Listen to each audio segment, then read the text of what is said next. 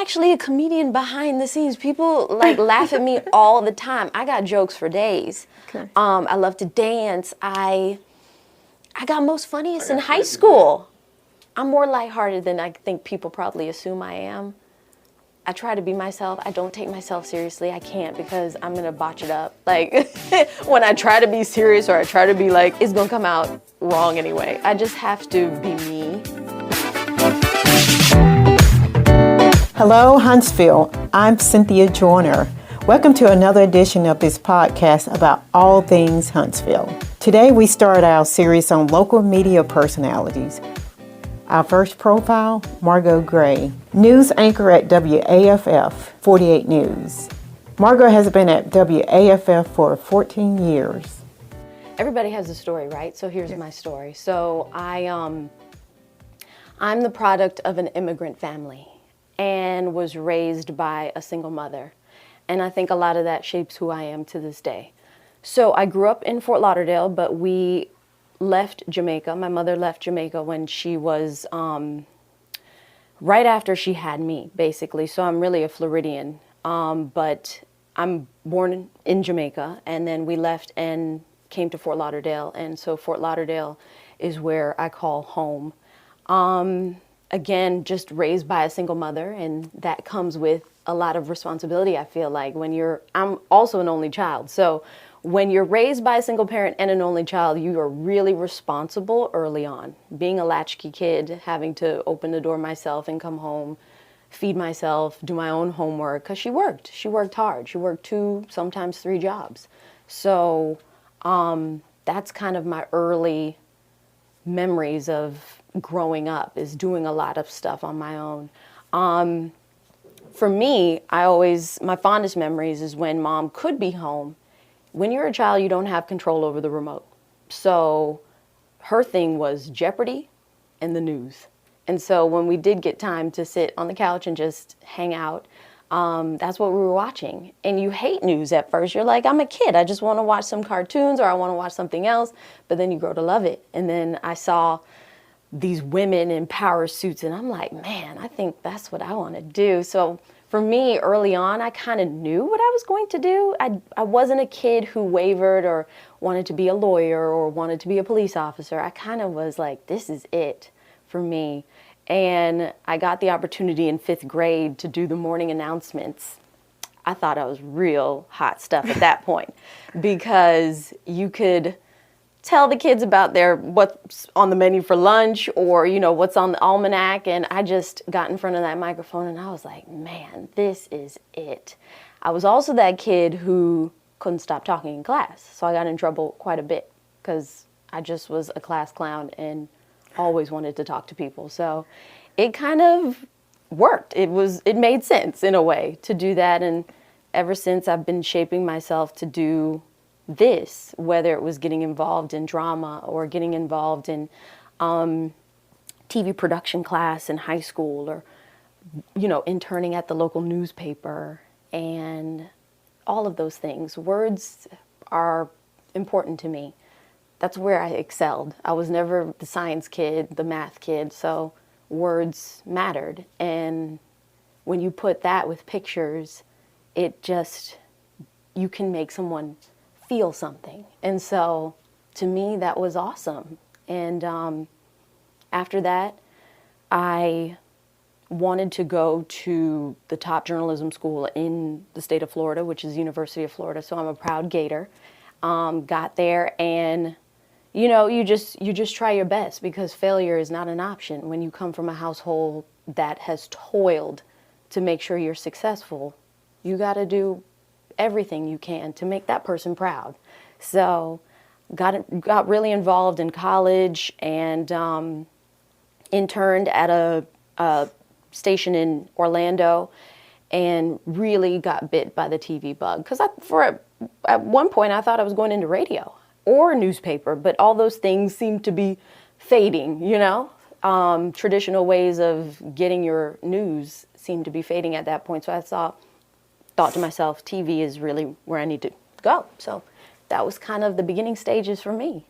So nothing shy about you from the very beginning? No, I'm not a shy person. So you always knew you want to be up front. Yes, yeah, Okay. that it just, and here's the deal with me, if I'm being completely honest, I do things that scare me. And TV scares me. TV is real stuff, real life. This is live TV. Anything could happen. I could totally make a fool out of myself, or I could just really excel. You never know what day it's going to be. You never know if your brain is going to connect with your mouth and it's going to come out correctly. But it's something that I love. And so, but it is scary stuff. Live TV is not easy. We make it look easy because you've gotten into a routine, but you just never know. But that's why I like it so much, is that it does keep me on my toes. It does still scare me. How did you end up in Huntsville? So with TV, market size is just how we operate, how the industry operates. So when you grow up in Fort Lauderdale shares the market with Miami.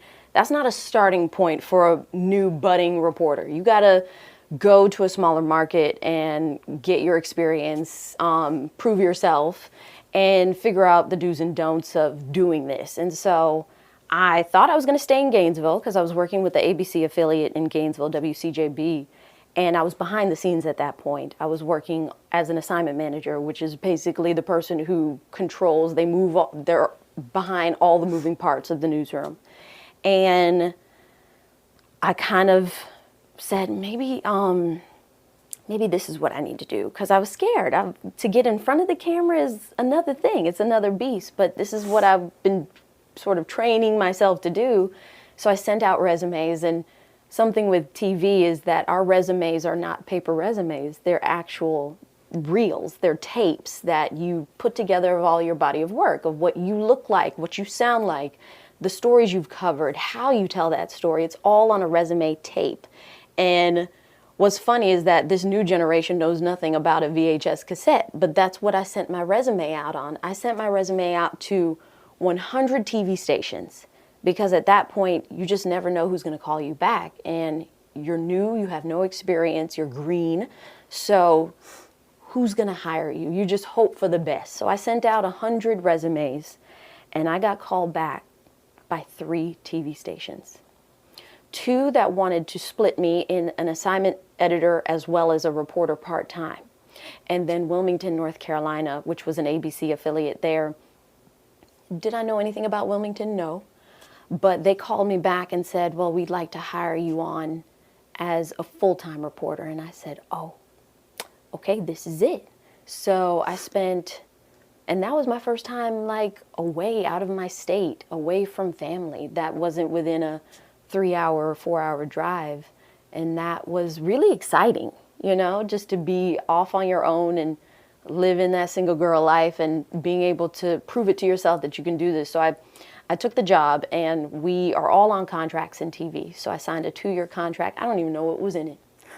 I was too happy to sign the contract. And guess how much I was making? Tell me. $18,000 a year. And what year was this? This was 2007. Wow. That's the other misconception about TV, is that we make a bag of money. No, we don't. You got to love this. You got to really want to do this, because there's no money in it. At first, there's no money in it because there's so many people who wanted to do it back then. We can get into how the industry has changed, but if you don't want to take this $18,000, there's 10 other young girls, other reporters who would take it too. So move right along. So I was just too happy to sign that $18,000 contract a year. I spent 2 years in Wilmington, and it was a great experience, honestly. It was like boot camp, but I loved it because you run yourself through the ringer. But at that point, you learn how to ask the right question, how to make sure that you're not getting a yes or no answer, how to almost have the story written in your head before you even talk to that person. It just gives you that training that you really, really need, because now it's like, this is my career. This is not just pretend anymore. This is not just college anymore. This is now my career that I've set out to do. I spent 2 years there, and then it was time to apply for new jobs. And you just have to be willing and open to move anywhere. That's what they tell you. Move 5 times, get fired 5 times. That's just TV.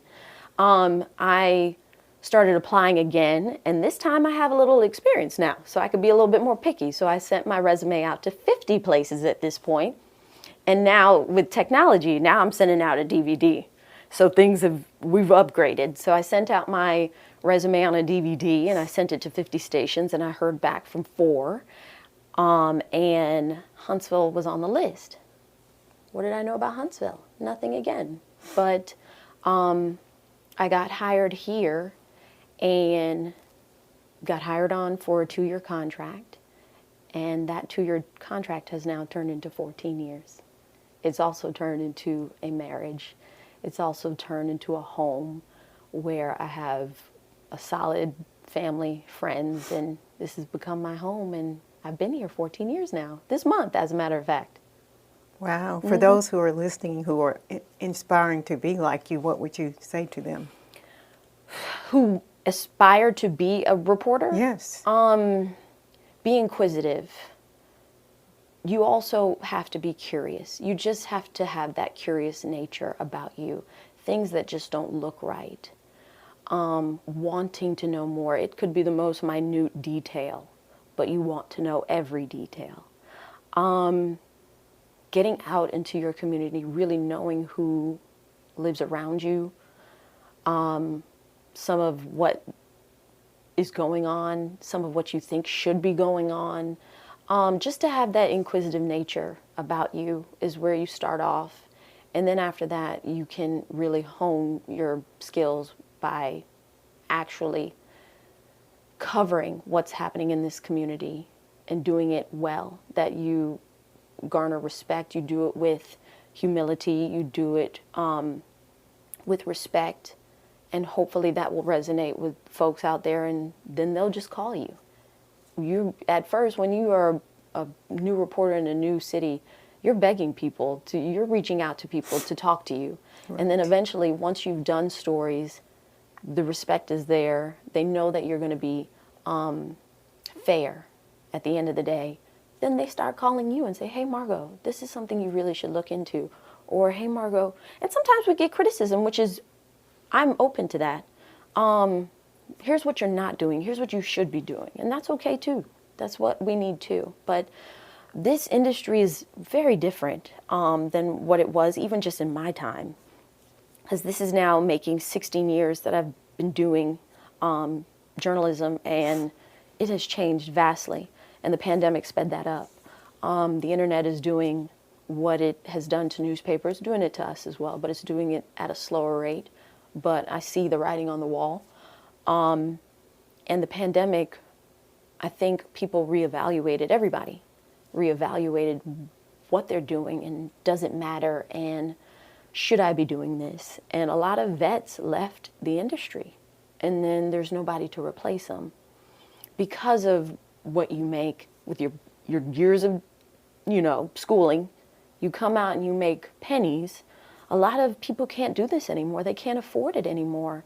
And so if you don't have mommy and daddy help, which I didn't have, it's really hard to do this. So things are changing. The replacing of the vets is not happening as rapidly as it used to.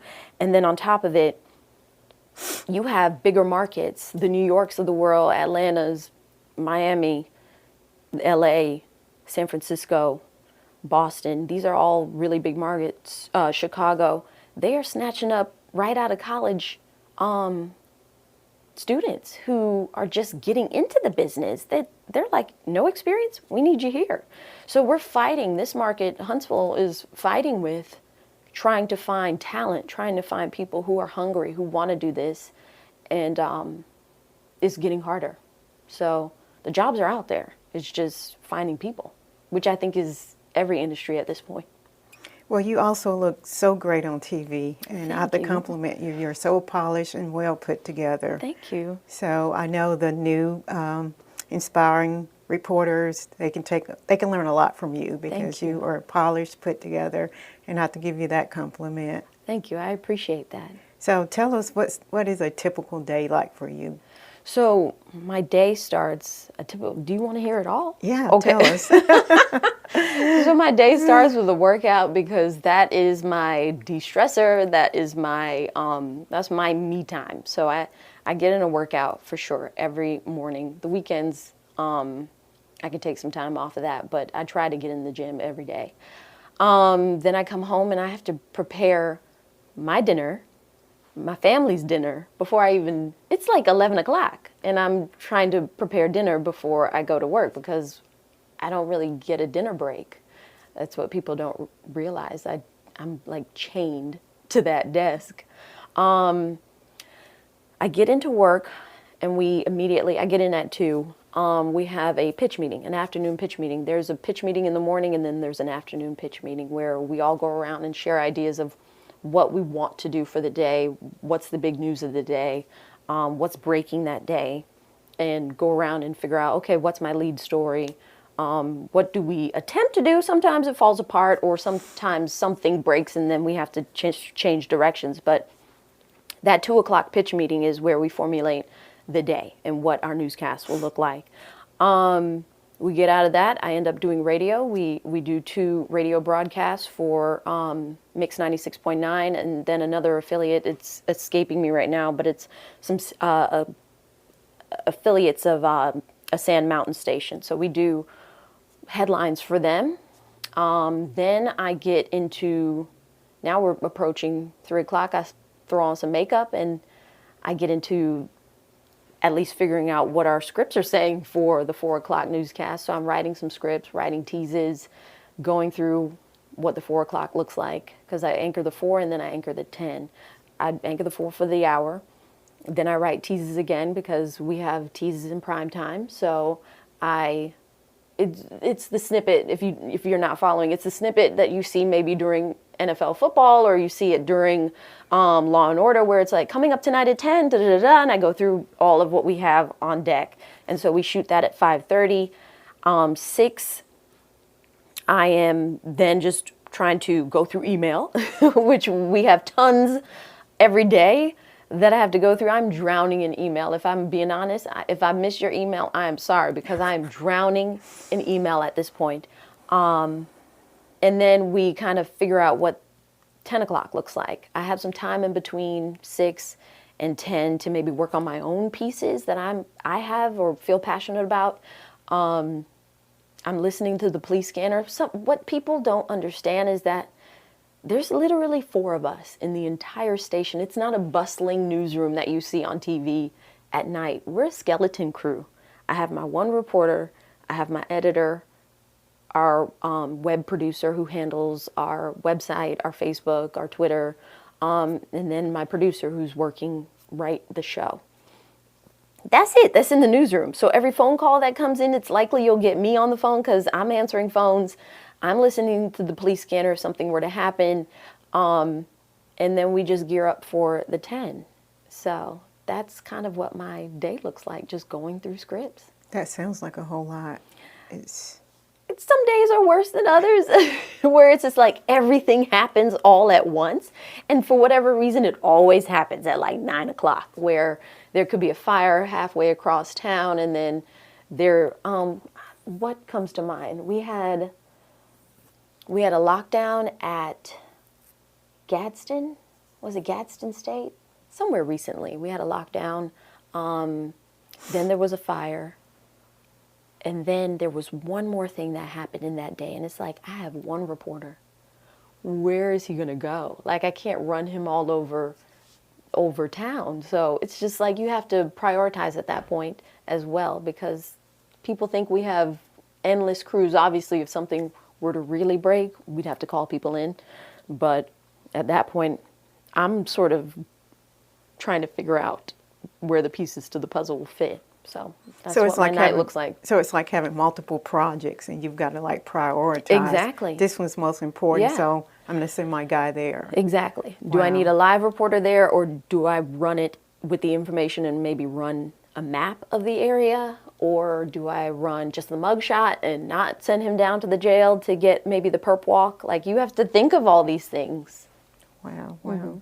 What local story, good or bad, have been most memorable to you? For me specifically, I've had really, really great opportunities. So when I first got here, I was what we call a nightside reporter. I worked the 10 o'clock then, where I just had my one story of the day, and we had multiple crews at that point. So I could just work on that one story. After my 2 years, I re-signed my contract with 48, and then I was really blessed to have the opportunity to then just be our weekend anchor as well as our investigative reporter. They threw me into that role. What did I know about investigative reporting? Nothing. But I took it on, and that was around 2013. And I am really proud of the body of work that I did back then. I'm still proud of the things that I do now. I can be more selective of what I do now. And because I have my priorities of being an anchor, that I don't get to flex that investigative muscle as much anymore. But back then, it just got thrown on my desk. There was a woman who no one would listen to for whatever reason. She just needed somebody to hear her out. And I listened, and none of what she said made sense. She was telling me that she lost custody of her children. I think she had 2 boys. She lost custody of her children, and she had a hunch that the woman who was involved in her child custody as a behavioral therapist that was hired by DHR, contracted through DHR to do her case, wasn't even licensed. She said, something is off about this woman. Can you look into her? Cynthia, it didn't take me a day to get to the bottom of what was going on. She had 0 license. It was fraud. She was fraudulently pretending to be a behavioral therapist. Said that she had a degree from Southern Illinois, no degree. I mean, just a fake, a total fake, working and being the catalyst of who would split these children up and take them out of their homes and take custody away from their parents. And DHR didn't even check her resume, didn't do a reference call. So at that point, they had to admit to me that this was happening and that we are now going back to square one to figure out where the loopholes are in our hiring process, because we're contracting with these people and we have no idea who we hired. And so I was really proud of that, because that mother, no one listened to her, and she was able to regain custody of her children, because it was just, what happened to her was absolutely wrong. The husband basically was using this woman to, it's like abuse, to take your children away when it wasn't even warranted. So that one sticks out for me to this day. And I still talk to her. She still calls me and just is thankful for what I did at that point. Another story that comes to mind was more than I needed to know about farming, but there was a pyramid scheme that was running in our backyard, and it involved tomato farming.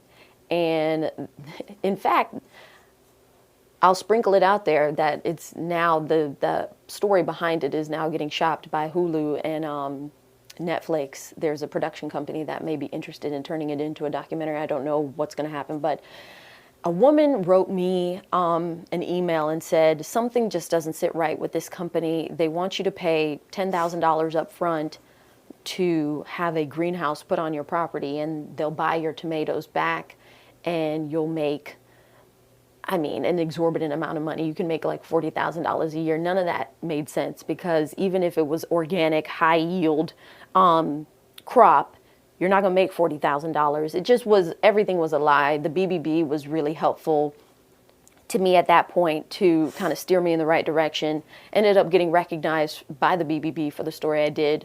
I probably should have submitted it for an award, but it never won an award. But it ended up the person behind it ended up stealing thousands of dollars from people who thought they were signing up for a business that was going to make them a bag of money. People, I'm thinking, how does everybody have 10 grand to just throw at this man who they don't even know, they didn't check into?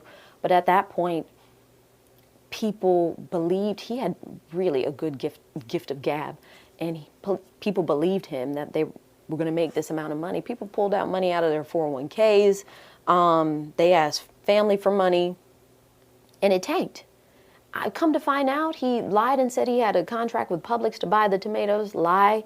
He was buying the tomatoes from Costco in bulk and shopping them around restaurants and saying, oh, my growers can grow these tomatoes for you. Come to find out they were coming from Costco. So, you know, more recently, the Jones family story really sticks out to me as well. I just did the story with the family here. They truly believe that their land was stolen from them back in the 50s. And what currently sits on their land right now is UAH's business college.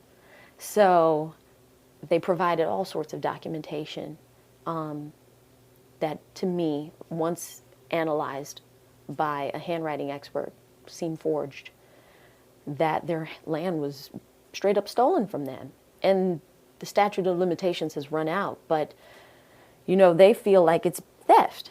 And so I was able to highlight their story. It got picked up by a lot of outlets around the country because the same organization, the same grassroots organization that's helping put a spotlight on their situation just was able to help the Bruce's Beach family out in California win a huge settlement once their land was stolen from them as well. So we're hoping that the same thing can happen here, but Alabama laws are different from California laws. So it's going to take some time to wrap our heads around and actually have lawmakers buy into helping people who have been wronged.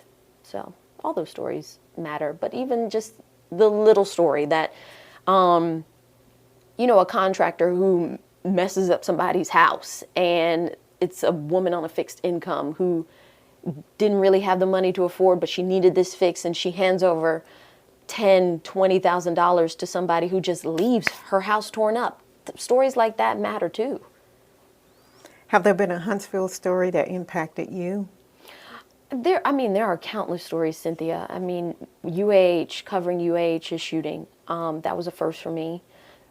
I think right after that, or right before that, a week separating, was Todd Brown at Discovery Middle. This was all brand new to me because I had never covered anything like that before. Tornadoes of 2011 come to mind as well. It just, every day is something new, and you're just hoping that you do the best job you can, because you kind of only get one bite at that apple when it happens. It's all the eyes are on you at that point because it's breaking, and so you're just hoping to do the best you can. And I'm sure there are some stories that are very difficult for you to deliver, but you do the job. So more recently, a mother who I reached out to at least 2 years ago, when her daughter, tragic story. Her daughter was killed right in front of her child, stabbed multiple times, right in front of her front door. This is in Decatur. And it happened, her neighbor is who did this. I reached out to the mother, and that's difficult. People are in pain. And there's an element there of balance where you're trying to effectively tell this victim's story without putting so much limelight on the person who committed this crime. You want to hear more about the victim behind the case, but then you have to balance, how do I reach out to this family? What do I say to allow them to feel comfortable to share their pain with me? Because that's what they're doing. It's difficult stuff. We deal with ugly things. It's just the nature of news. We deal with really ugly subjects. And so I reached out to her, never heard anything back. And then all of a sudden, I come across her email and she said, you reached out to me 2 years ago when I lost my daughter, but I managed to turn my pain into passion, and I've created a nonprofit, and I want to highlight it about domestic violence. Can you do a story? And I said, absolutely, I'm ready today. Whenever you feel comfortable, let's go. So when people feel comfortable enough to reach out to me, open up to me, that is beautiful and a huge responsibility. And you just want to do them justice and want to do them right. So that was just recently. It's just those moments that make me know that, yeah, you are doing something right. People do feel comfortable to open up and to share. And so I'm glad when those moments happen. I can tell you're very passionate about your work. Yeah, you have to be, because this thing called news will beat you down. And again, it's the good, the bad, and the ugly. And we're a mirror to society. And so you just have to do it the best way you can and be responsible when you are doing it. Yes, yes. So Margo, tell us how local journalism has evolved in the Huntsville area. Well, has evolved? Yeah, because I know you talked about how things have changed since you started at 48. So be more specific. Are we talking in front of the camera, behind the camera? Behind the camera and just... I can take that in a couple different directions. Okay. When I first got here, 48 hired me on as a one-man band.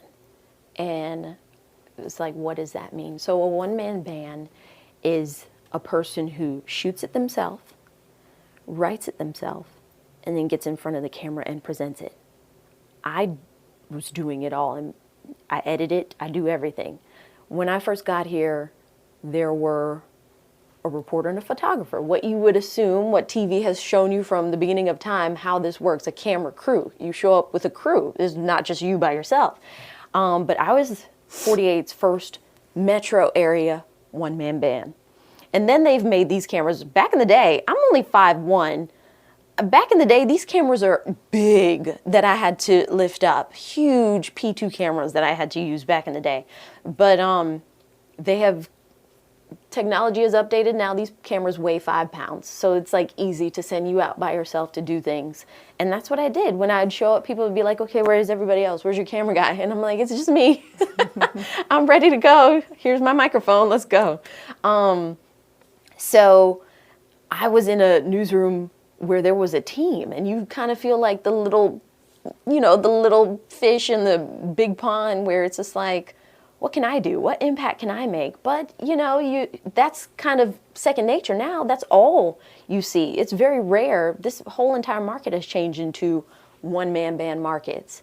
And so that has changed vastly, where it is one person showing up to do the job.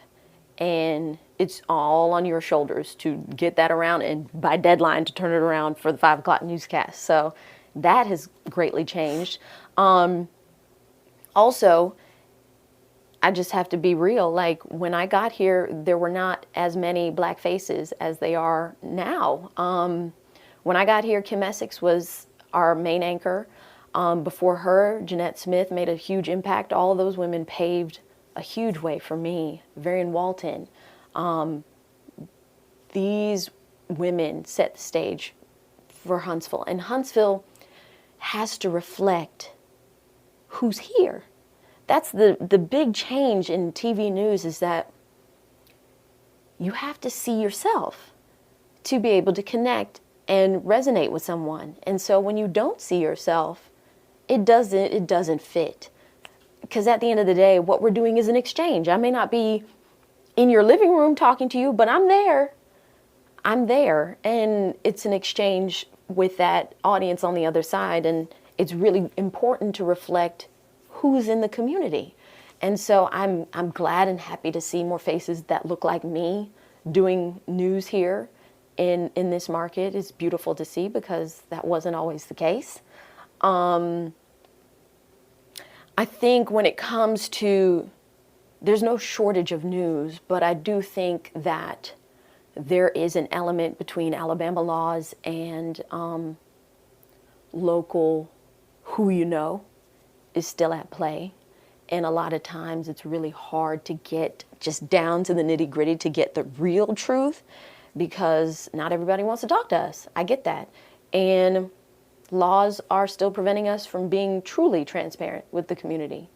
Case in point, body camera footage. Still can't get it.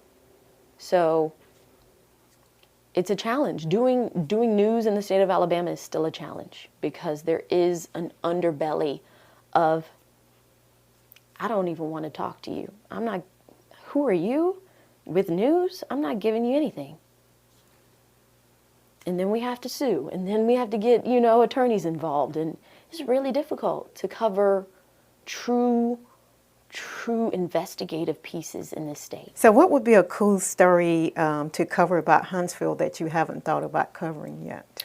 Well, cool? Yes. So something about me, and I hate to even bring it up, but we don't really have much fun. We have so we have just created a lifestyle show, Tennessee Valley Living, and that seems to be where all the fun happens, and then fun comes to die at the 10 o'clock newscast. Like, it is still about hard news. Personally, what would be fun for me to cover?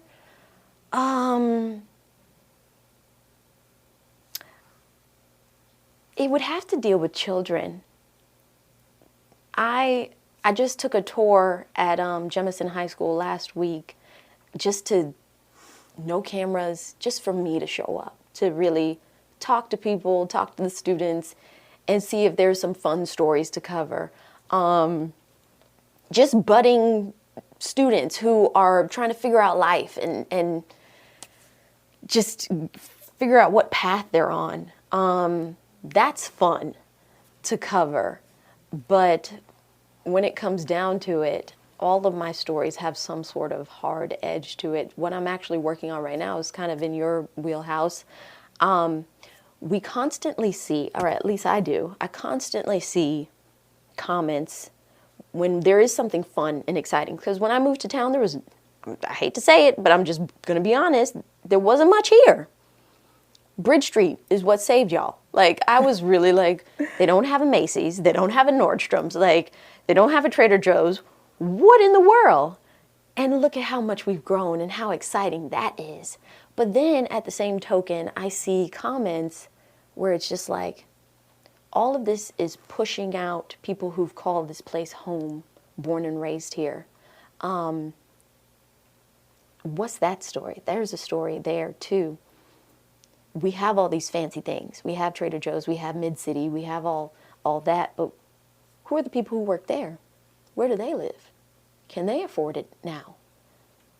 I see that a lot, where people are saying that they're getting pushed out of this market. They can't afford, there's not affordable housing here. So those are the stories that, make me excited. I'm not giving you cool, but those are the stories that get me excited. Yes, there's more things to do, certainly, in Huntsville. There's now a cheesecake factory, so we're getting the big... And all that is fun. Yeah. All that is fun, but who's working there? And are we doing them a disservice by not providing them adequate housing? We gotta have housing for everybody. So that's kind of what's on my plate right now, and I'm trying to get to, the root of that. But that's what makes me excited. It's to be able to put a voice to that story. Okay. So changing the subject a little bit, tell me, what do you do for fun? Like, do you go to festivals, or what are your favorite restaurants? What activities are you doing when you're not on the clock? Okay. Sounds so boring. I actually got out this past weekend. We had that vintage market, which was fun. I went downtown because it was Oktoberfest, so there was all these happenings downtown, so I actually got out to do something. You'll find me mostly, though, painting or walking my dog. It's real simple for me. I paint in my garage. My paintings are just something I do. I'm not really that great. I just do what comes to mind and put it on a canvas, but it's relaxing. I I walk my dog, as I said. That's pretty much it. But I mean, I've tried new restaurants. It's gonna sound so bad, but we really love Connor's. Like, I've never had a bad meal at Connor's. I gotta try that new. I just like to try what's out there. I gotta try the new Parisian, what is it, a Parisian cafe out at Bridge Street. I gotta go over there and explore that. Have you heard about it? No, I haven't. Yes, they just opened, and I've heard good things. They have croissant, of course, and all kinds of pastries, Parisian pastries. So I got to go try there. Okay. Well, we have some great local restaurants. I don't know if you had a chance to visit Commerce Kitchen. Oh, yeah. Oh, yeah. Yeah. Yes, I've been there. Love Commerce Kitchen.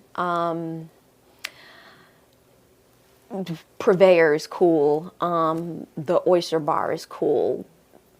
I try to get out and explore. I tried what was it the other day that we went to?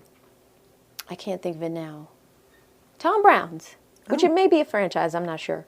But Tom Brown's was good. I tried that for the first time recently. So I hear there are 2 different locations. Yeah, there's one in Madison, the original in Madison, and then they just opened up in South Huntsville. Yeah. Wow. Yeah.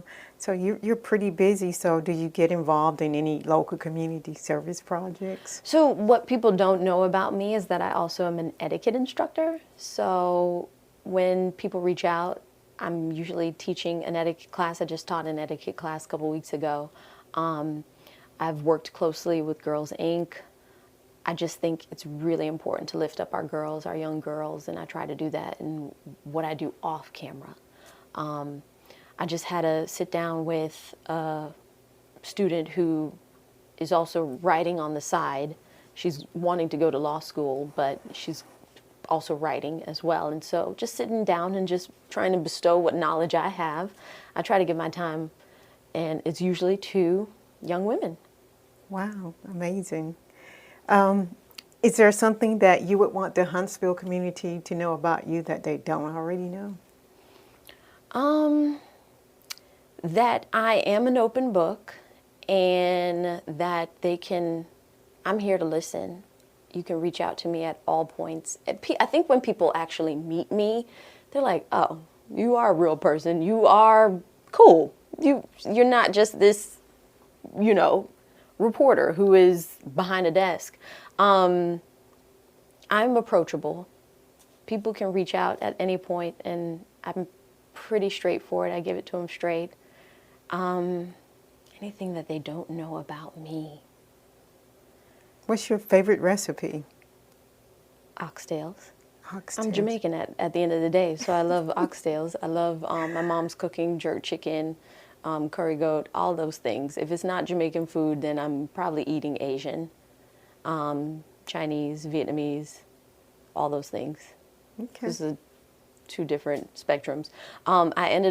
So my husband's from here, and he, born and raised, loves his barbecue. So we have a lot of barbecue too when he gets on the grill, or his smoker. His smoker is his baby, so we eat a lot of barbecue as well.